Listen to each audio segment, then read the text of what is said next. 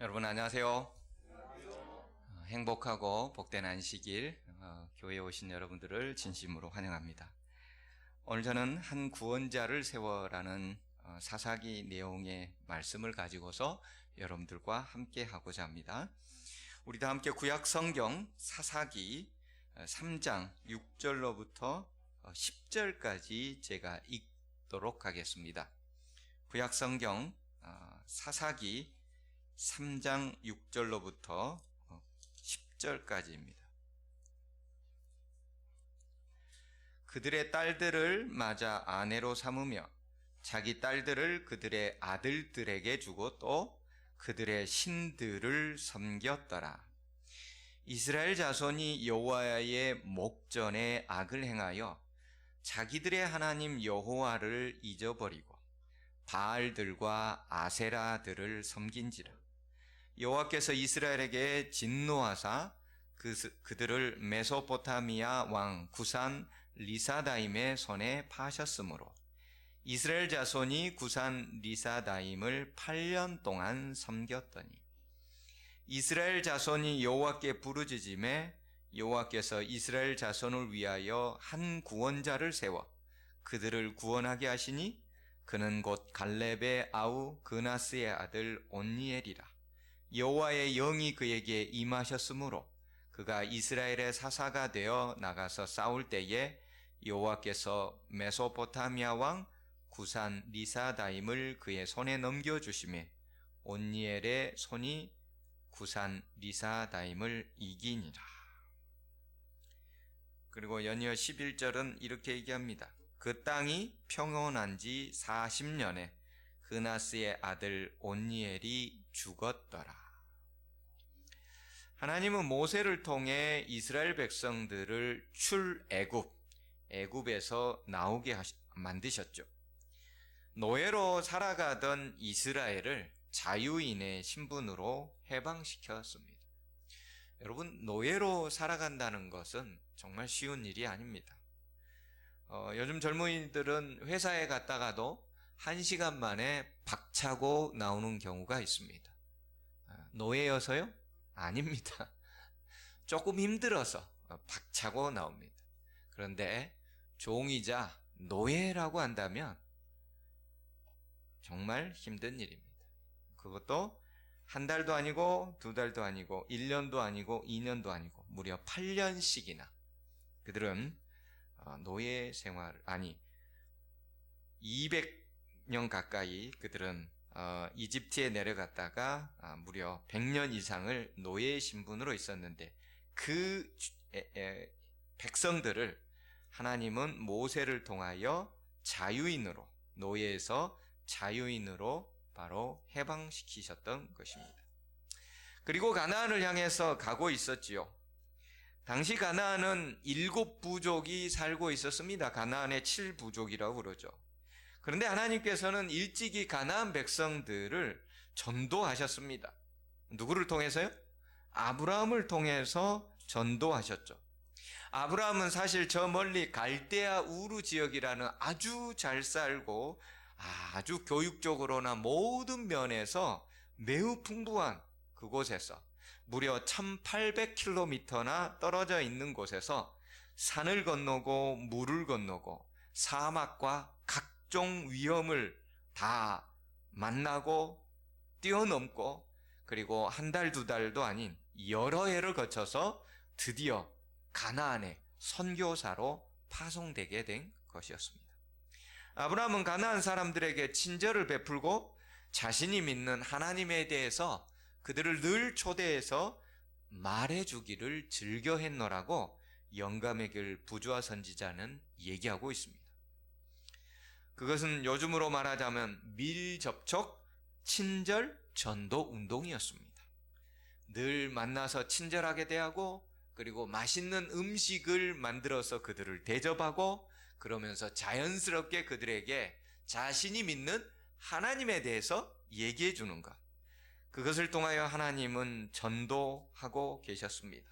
아니, 그들을 구원해내기 위해서, 그들을 우상과 죽음으로부터 살려내기 위해서 하나님은 무려 1800km를 잘 살고 있는 아브라함을 불러내서 가나안을 선교하고 계셨던 것이었습니다.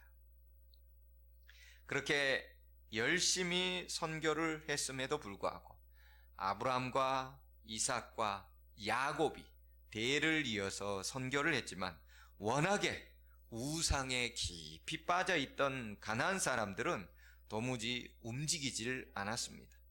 물론 아주 가끔은 아브라함 신앙에 합류하는 사람이 전혀 없는 것은 아니었습니다. 그 롯이 저 멀리 소돔에 살다가 전쟁통에 포로로 노예로 사로잡혀 갔을 때 당시 아브라함은 자신의 집에서 길리우고 훈련시킨 318명의 군사들을 이끌고 가서 구해왔죠. 그 군사들 중에 아주 소수 일부가 바로 그곳에 합류한 사람들인 것입니다. 무려 200년 동안 아브라함과 이삭과 야곱을 통해 직접 선교를 하신 하나님은 요셉에 이르기까지 요셉을 통해서는 간접 선교를 하시고 무려 430년 동안 가나안 지역에 선교를 해 오셨던 것입니다. 이제 출애굽을 단행했던 이스라엘 백성들, 내려갈 때는 약 75명이었지만 이제 이집트를 빠져나올 때는 장정만 61만 명, 남녀노소를 다 합친다면 약 최소 200만 명 이상의 어마어마한 민족이 되어서 이제 가나안을 향해서 그리고 여리고를 향해서 올라가고 있었습니다. 여리고 성의 라합을 통해 우리는 한 가지 알 수 있는 사실이 있습니다.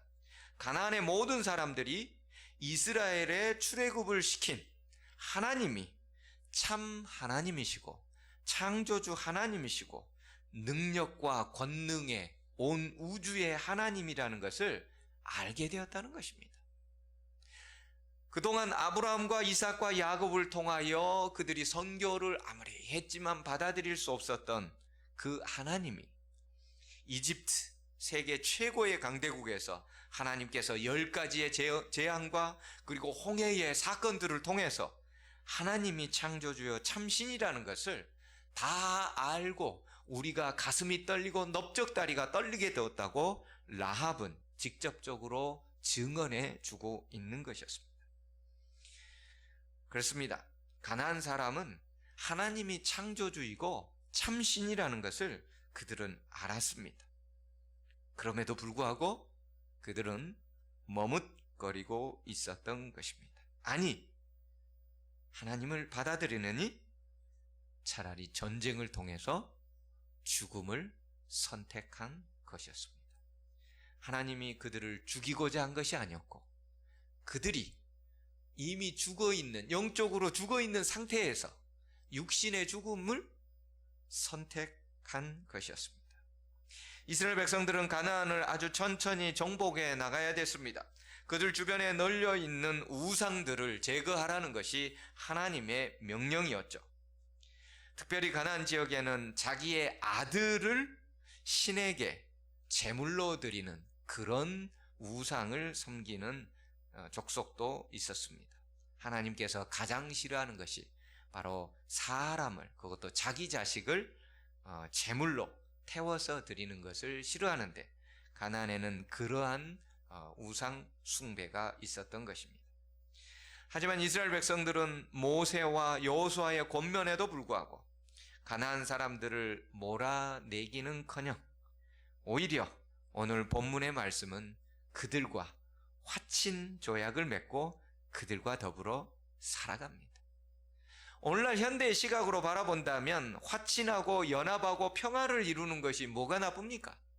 너무나 좋은 일입니다. 그게 권장할 일이지 욕먹을 일, 하나님으로부터 분노를 살 일 같지는 않더라 이겁니다.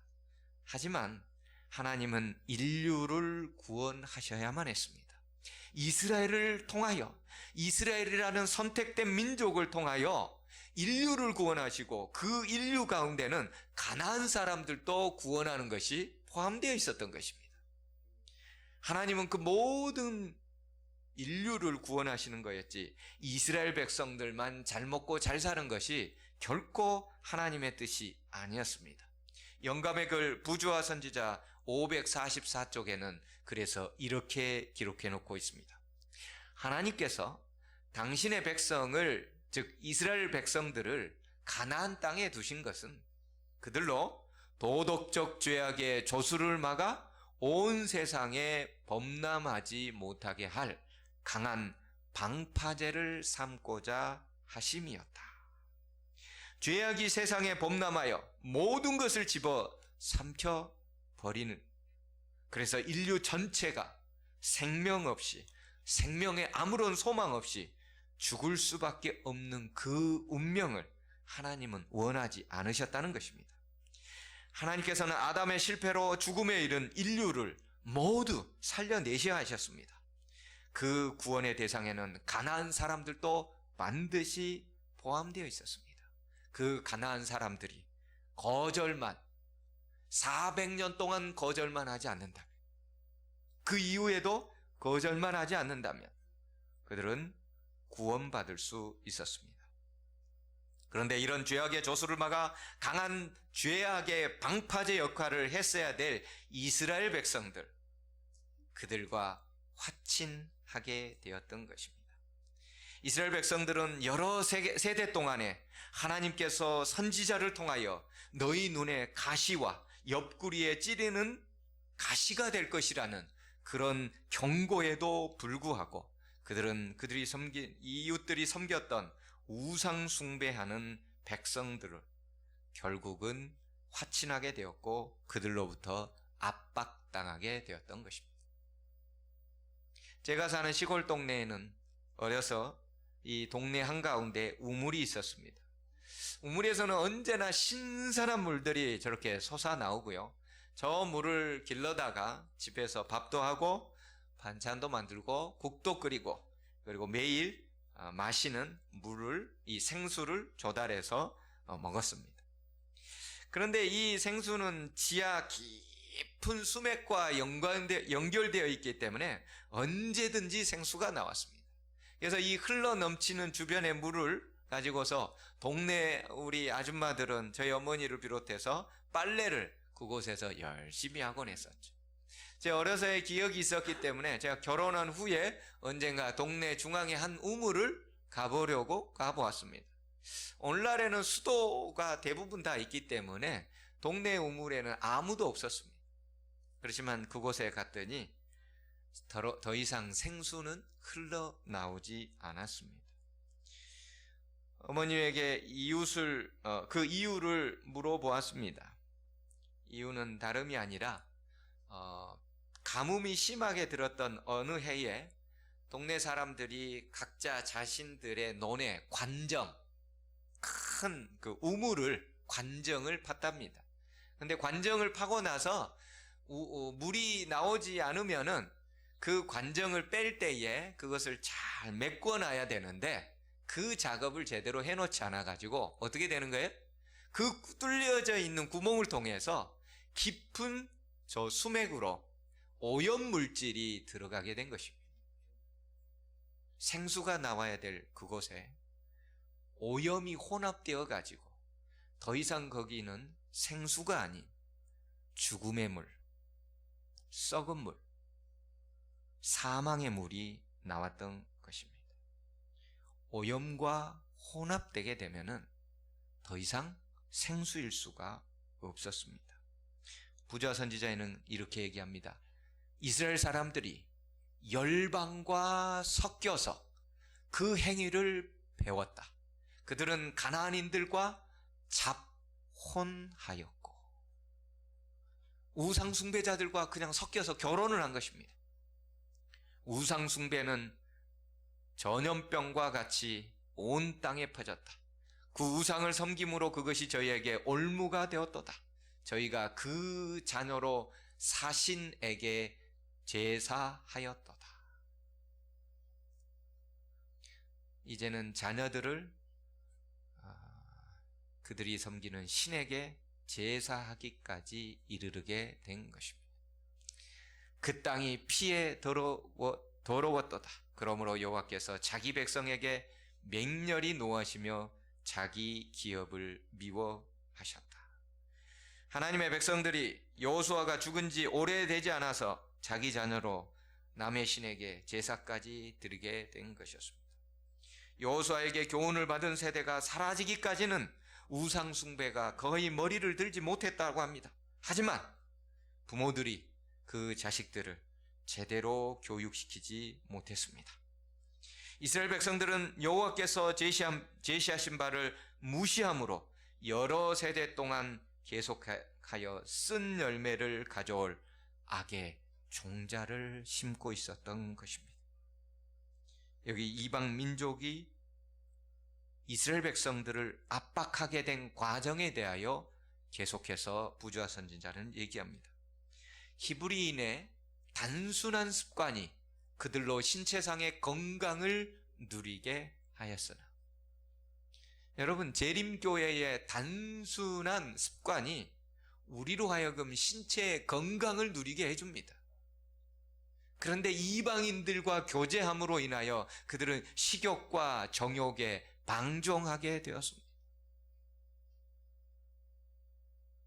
식욕과 정욕에 방종하게 된 것이 이방인들과 교제함으로 그렇게 되었습니다.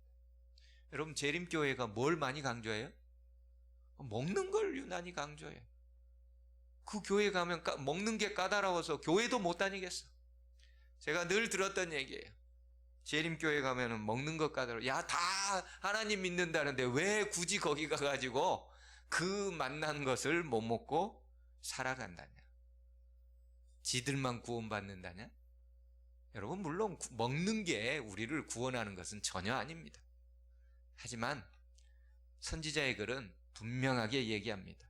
식욕과 정욕의 방종이 그들의 지적, 도덕적 능력을 약화시키고 이스라엘 사람들이 그로 말미암아 죄가 들어오고 하나님을 떠나게 만들었다고. 식욕과 정욕이 디딤돌이 된 것입니다.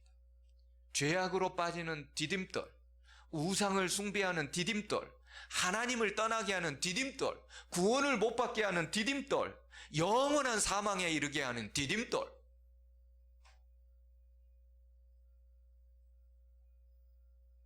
목사 안 본 데서 몰래 먹지요? 아니, 여러분이 그렇다는 게 아니고 제가 다른 교회에 있을 때 그러더라고요. 몰래 먹고 와요.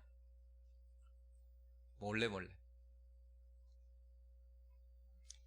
먹는 것이 우리의 구원과 직접 연관은 없을지라도 우리에게 하나님을 떠나게 할 수 있는 디딤돌이 되고, 그것이 나는 혹시 하나님과의 직접적인 관계와 경험이 많아서 떠나지 않을지 모르지만 내 자녀는, 내 자식은, 내 손주는 떠나게 된다는 거예요. 내 한 걸음이 중요하고요, 내 한 젓가락이 중요하고요, 내 생각 하나, 내가 TV 보는 한 프로그램이, 한 편이, 그 15분짜리 하나가 우리 자식의 인생을, 영원한 운명을 좌우하고 있을 수 있다는 거예요.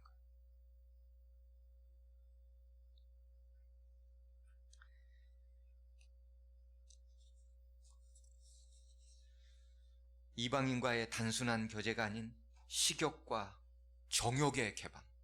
그래서 오늘날 TV를 틀면은 뭐가 많이 나와요? 먹는 거. 호박 단순히 쪄서 먹으면 맛있죠. 근데 그걸 뭐 여러 가지 요리도 할 수 있는데 평범한 것은 싫어. 아주 특이한 것으로 해야 돼.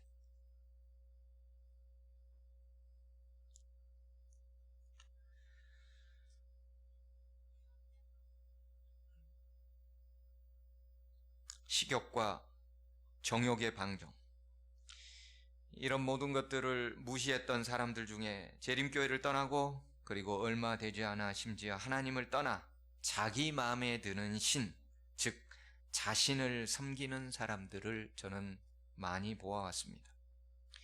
식욕과 정욕에 방종한 이스라엘은 능력이 약화되었고 결국 그들은 하나님을 버리게 만들었으며 그들의 자녀들 세대에서 하나님을 떠나는 일이 발생하여 심지어 자기 자식을 신에게 제사를 지내는 그런 일들이 발생했다는 거죠. 그들은 애굽 땅에서 그들을 인도하여 내시고 광야에서 양떼같이 지도하신 열조의 하나님을 버렸던 것입니다. 자기 산당으로 그 노를 격동하며 저희 조각한 우상으로 그를 진노케 하였던 것이죠. 그런 거로 여호와께서는 그들이 세우신 성막에 거주하기를 원하셨는데 결국은 여호와의 영광이 떠날 수밖에 없었죠. 이가봇, 여호와의 영광이 떠나다. 그래서 이스라엘 백성들이 원수들의 압제에 들어가게 되었다라고 얘기하고 있습니다. 이 내용이 바로 우리가 알고 있는 구약성경 사사기서 전체의 내용입니다. 사사기는 여호수아가 가나안을 정복한 후 통일 왕국 시대, 즉 사울 왕과 다윗 왕과 그리고 솔로몬 왕이 나오기 전까지 약 400년 동안의 기록을 담고 있습니다. 그런데 이 사사기에는 아주 독특한 구조를 반복적으로 가지고 있습니다. 첫째, 하나님을 떠난 그들, 즉 말했던 방금 얘기했던 식욕과 정욕의 방종으로 말미암아 그들이 하나님을 떠나게 됐을 때 우상 숭배를 하게 됩니다. 자, 우상 숭배하게 되면은 그 다음 단계가 있어요. 이방인의 압제가 반드시 시행이 됩니다. 이방인의 압제가 시행되게 되면은 그들이 너무나 괴로워서 8년 또는 10년 동안 남의 압제 밑에서 노예 생활을 하는 것이 너무 힘들어서 그들이 회개하고 여호와께 부르짖습니다. 그럼 어떻게 하는 거예요? 하나님은 한 구원자, 즉 사사라고 일컬어지는 한 구원자를 보내시게 되는 것이죠. 그러면 그 한 구원자 사사가 이방인들로부터 이스라엘 백성들을 해방하고 사사가 사는 날 동안에 하나님을 섬기며 그들은 평안하게 살아간다는 것입니다. 이게 사사기서 전체의 내용이고 매 사사들마다 이 내용들이 똑같은 내용들이 12명의 사사 내내 반복이 됩니다. 이게 사사기예요. 그런데 사사기의 마지막 장 마지막 절은 이렇게 끝납니다. 그때 이스라엘이 왕이 없으므로 사람이 각기 자기의 소견에 옳은 대로 행하였더라. 사사라는 말은요, 저지, 영어로는 저지, 우리말로는 심판관이라는 뜻입니다. 심판관의 책이고, 그리고 이것은 역사서입니다. 근데 우리말로 심판관 하면은 재판관, 즉 판사를 떠오르기가 쉽습니다. 물론 이 사사는 심판관, 재판, 판사의 역할도 있습니다. 하지만 더 중요한 일이 있지요. 그것을 성경에서 얘기해 놓고 있죠. 여호와께서 이스라엘 자손을 위하여 한 구원자를 세워, 이 사사를 세워라는 말이거든요. 그래서 이스라엘을 구원해내는 일을 하는 것이 이 심판관, 사사들의 가장 중요한 임무였던 것입니다. 범죄한 이스라엘 백성이 이방인 압제에서 고통하다 여호와께 회개하고 돌아오면 구원할 한 구원자를 세웠다는 것, 그게 사사기 내용인데 여기에 몇 가지 공통된 교훈이 있습니다.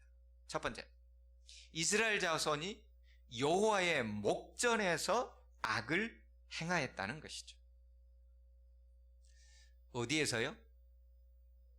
여호와 하나님이 눈 똑바로 뜨고 지켜보고 있는데, 특별히 하나님의 백성은 출애굽기 20장부터 언약을 맺잖아요. 언약을 맺으면서 하나님께서는 그들에게 피로 인을 칩니다.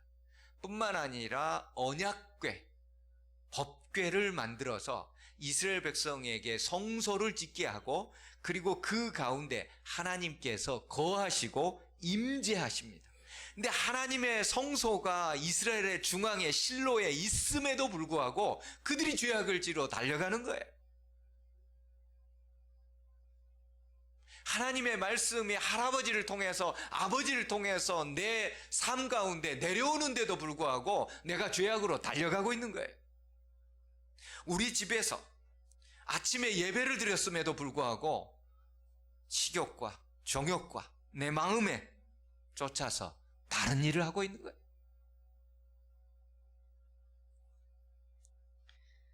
여호와의 목전에서 여호와가 계심을 알고도 여호와 하나님과 언약 관계를 맺었음에도 불구하고 하나님을 믿는다고 교회에 다님에도 불구하고 침례를 받았는데도 불구하고 집사와 장로로 봉사하겠다고 안수까지 받았는데도 불구하고 하나님 앞에서 죄를 행하였다는 것입니다. 이것이 바로 이방의 압제 가운데 고통을 받게 되는 시작점이었습니다. 그리고 그 압제의 고통은 언제나 하나님의 은혜의 도구가 되었습니다. 뭐가요? 압제의 고통이 하나님을 찾게 하는 은혜의 도구가 된 거예요. 계속해서 반복해요. 여러분, 고통을 당하지 않으면 하나님을 얼마나 찾을까요?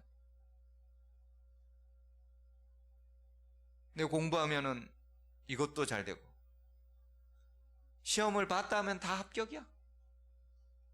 원하는 사람 원하는 거 다 할 수 있어. 자기 능력, 자기 행동 뛰어나서 하나님을 찾을 일이 별로 없죠. 하나님을 찾기는 찾죠. 뭐 해달라고? 내가 원하는 대로 이루어 달라고. 내가 원하는 대로 내 자식 잘 먹고 잘 살게 해달라고. 하나님은 모르는데. 좋은 학교, 좋은 직장, 좋은 혼처.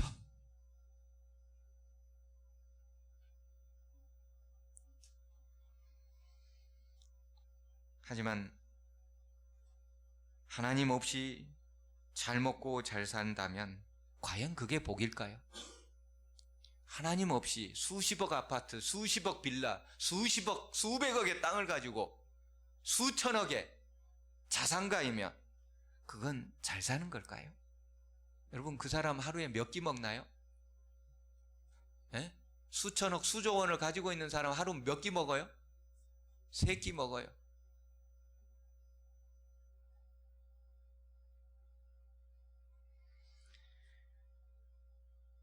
사람이 고통 가운데 있을 때 하나님을 찾습니다. 건강할 때는 하나님을 모르고 관심도 없다가 건강을 잃게 되면 하나님을 찾습니다. 내 가족이, 내 자식이 모든 게 잘 될 때는 하나님을 그저 건성건성 찾다가 그 가족 가운데 아픔이 있거나 고통이 있거나 시련이 있을 때 비로소 무릎 꿇고 자기만의 골방을 찾아갑니다. 이스라엘 하나님 면전에서 죄를 행하고 우상을 숭배할 때 압제의 고통이 이스라엘에게 왔다는 것은 그것은 축복이고 하나님의 은혜였습니다. 그래서 그들 이스라엘 백성들이 그 고통 가운데서 하나님께로 회개하여 자신의 길을 돌이켜 하나님을 찾을 수 있는 유일한 기회가 된 것이었습니다. 하나님, 제가 잘못했습니다. 제가 회개하기를 원합니다. 용서해 주십시오. 그러면 우리 하나님은 군소리 안 하시고 한 구원자를 일으켜 세워 구원해 주셨습니다. 그런데 사사기를 읽다 보면은 한 가지 의문점이 드는 게 있습니다. 성경은 계속해서 반복적으로 얘기합니다. 사사가 살아있는 동안에만 이스라엘 백성들이 평안을 누린다는 거예요. 사사가 죽게 되면 백성들은 금방 이방신을 섬기게 되고 그로 말미암아서 이방의 압제를 받게 되고 그 고통 가운데 있게 되더라 이거예요. 그러면 또 하나님께 회개하고 울부짖고 그러면 또 하나님께서 한 구원자 사사를 지정해주고 그러면 그 사사가 나가서 이방을 파하고 이스라엘을 구출해내고 그러면은 사사가 살아있는 동안 평안을 누리고 이게 계속해서 반복되는 거예요. 몇 년 동안요? 4년도 아니고 40년도 아니고 400년 동안 반복이 됩니다. 그렇다면 이 문제를 해결하면 될 거 아니에요. 어떻게 해결해요? 첫째, 사사가 계속 살아있으면 되는 거예요. 근데 인간은 죄를 지어서 죽을 수밖에 없기 때문에 계속 살아있을 수 있어요, 없어요? 없죠. 그러면 또 다른 방법이 뭐가 있을까요? 사사가 죽기 전에 다른 사사를 임명하면 되는 거예요. 그죠? 너무나 간단한 방법이에요. 아무리 생각해도 이렇게 단순한 방법이에요. 죽기 전에 다른 사사를 임명해서 그 모든 것들, 즉 이스라엘 백성들이 다른 데로 한눈을 파는 것들을 미연에 방지를 하는 것이죠. 그래서 어린아이들이 있으면 이쪽으로 가고 저쪽으로 가면 부딪힐까봐 미리 보호막들을 다 해놔가지고 방지를 하죠. 교육도 시키죠. 그런데 성경은 그렇게 하질 않는 거예요. 왜 하나님께서는 죽기 전에 다른 사사를 임명하지 않을까요? 성경에는 죽기 전에 사사를 임명해 본 적이 없습니다. 왜 그랬을까? 궁금한 거예요. 왜 하나님은 죽기 전에 사사를 임명해서 이스라엘 백성들이 죄악으로 빠지는 것을 미리 방지해야지 왜 내버려 두냐 이거예요. 왜? 그런데요, 왜 그러셨는지 이 내용을 알아가는 것이 굉장히 중요합니다. 사사기 읽으면서 그 내용 전체가 잘 안 나와요. 자세히 고민하며 생각하고 또 생각하면 아주 조금 나올 수 있죠. 왜 하나님이 사사를 바로바로 임명하지 않으셨는지가 오늘 우리의 삶과 연관되어 있습니다. 이 땅에 우리가 사는 동안 우리를 구원할 진정한 인간 구원자는 없다는 것을 알려줍니다. 죽을 수밖에 없다는 거예요. 인간 구원자, 인간 사사는 죽을 수밖에 없다는 것을 보여주는 거예요. 그리고 이 문제를 영원히 해결해 줄 누군가가, 한 구원자가 반드시 필요하다는 갈망을 느끼게 하는 거예요. 얼마 동안요? 400년 동안. 그래서 예수님이 언제 오셔요? 4000년 후에 오시잖아요.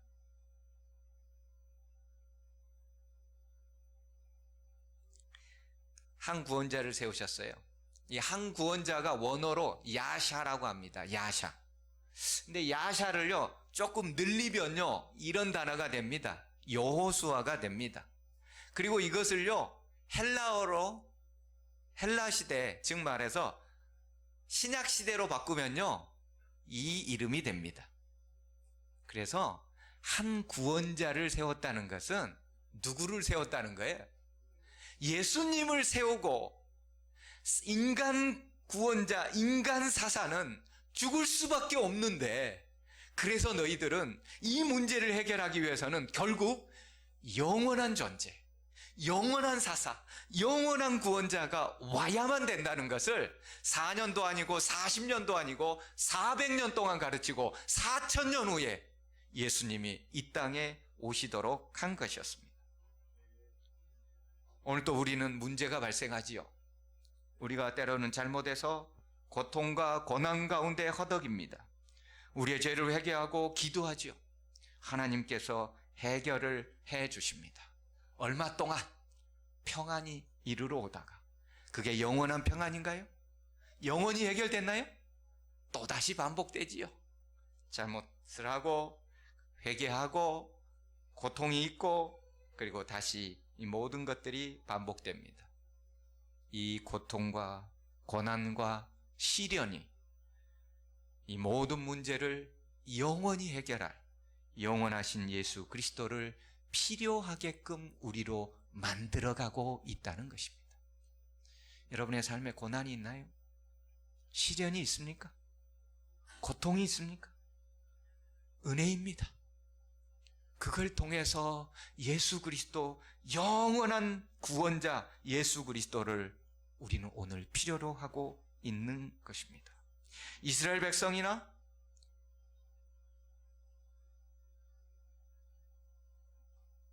우리 모두에게 반드시 유일한 구원자 예수 그리스도는 영원히 있어야 되는 것입니다. 단순히 이름만으로 존재해서는 안 됩니다. 단순히 지식적인 예수가 존재해서는 안 됩니다. 이성적 판단으로만 예수가 우리의 삶에 있어서도 안 됩니다. 내 마음 속에, 내 삶 속에, 내 영혼의 깊은 곳에 예수는 살아 숨쉬고 있어야 됩니다. 이것이 사사기의 교훈입니다. 이것이 사사기의 전체의 내용입니다. 진정한 사사는 하나님이시고 진정한 구원자는 예수 그리스도, 영원하신 그분 한 분이라는 것을 사사기가 알려주고 있는 것이죠.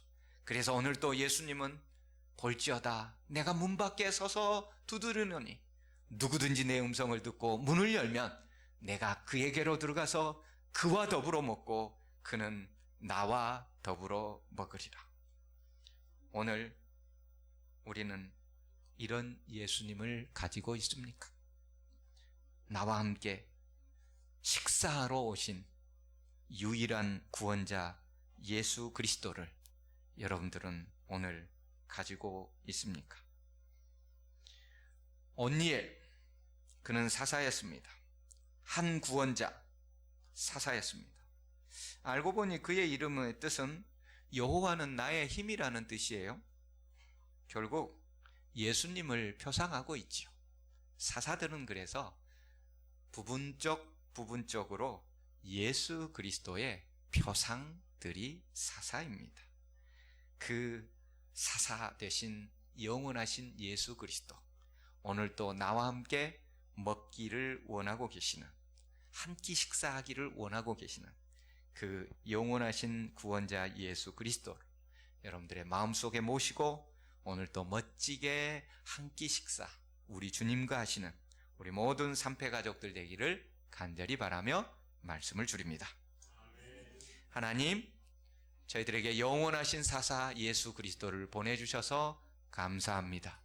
주님, 저희들 간혹 식욕과 정욕의 방종으로 말미암아 우리나 혹 우리의 자녀들이, 우리의 손주들이 하나님을 떠나버릴 수 있는 길들을, 디딤돌들을 마련하고 있지 않은지 깊이 숙고하게 도와주시고 이제는 회개하여 돌아와서 우리 주 영원한 사사 되신 예수 그리스도 앞에 회개하고 구원자 예수 그리스도를 받아들이도록 도와주시옵소서.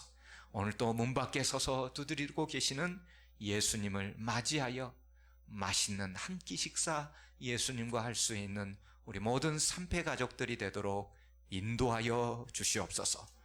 혹 건강에 어려움이 있는 주의 백성들이 있습니까? 또 경제적으로 어려운 주의 백성들 있습니까? 또 삶의 여러 가지 각기 다른 무게 가운데서 고민과 고통 가운데 주님께 울부짖는 백성들이 있습니까? 주여, 사사 되신 예수 그리스도, 해결자 되신 예수 그리스도, 그분을 영원히 신뢰하고 믿을 수 있게 도와주시고 우리 주님 그 모든 문제를 해결해 주심으로 그들 삶 속에 이제는 평안을 허락하여 주시옵소서. 예수님 이름으로 간절히 기도합니다. 아멘.